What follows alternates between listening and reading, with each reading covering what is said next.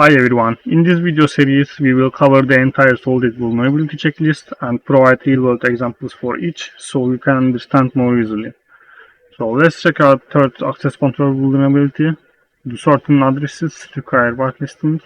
Whitelisting allows only a specific set of addresses to interact with the contract, offering an additional layer of security against malicious actors. So imagine a protocol. This rectangle represents all users of the protocol. Generally, loyal users who reach a certain point in the protocol are granted a whitelisting role, and these are whitelisted users.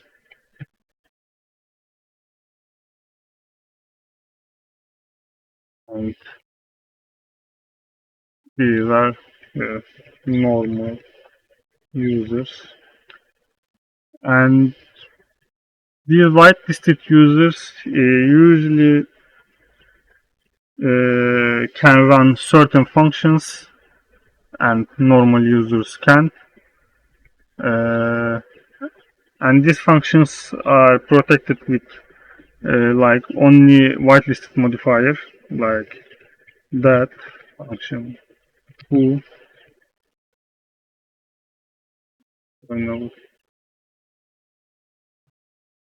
only whitelisted.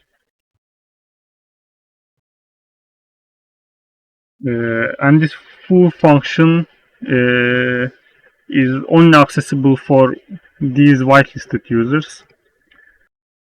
Here is a real-world example for this.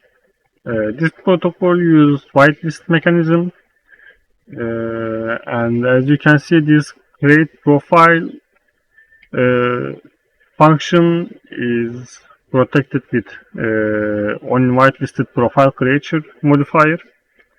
And they can create unlimited profiles on behalf of other users, and which makes the whitelist mechanism not effective.